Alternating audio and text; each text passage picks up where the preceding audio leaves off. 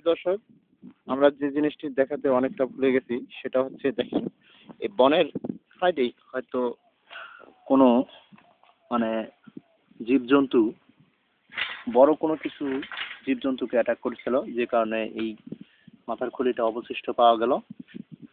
যেটা আমরা হয়তো অবজার্ভ না করলে আপনারা বুঝতে পারতেন না যে এটা আসলে বন বলতে যে আসলে কতটা ভয়ানক হতে পারে।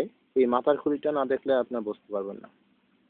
তাই আমরা সামান্য কয়েক সেকেন্ডের ভিডিও হলো আমরা দেখাতে সক্ষম হলাম যে বনটা সত্যিকারই যে একটা প্রাকৃতিক বন, তারই নজির বা নিদর্শন এটা রাখে।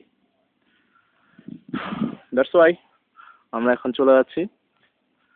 আর ভালো থাকবেন সবাই, আমাদের জন্য দোয়া করবেন যাতে আমরা প্রাকৃতিক পরিবেশ বলতে যেটা সেটা ধারণ করতে পারি। আজ এখন আমরা বন বিভাগের এটা দেখতে পাচ্ছি, নোটিশটা দেখতে পাচ্ছি। দেখেন দর্শক, এই যে এখন কিছুটা হলো বোঝা যাচ্ছে, যে কারণে আমি এক সাইড থেকে ধরেছি, তো সেই কারণে ওকে।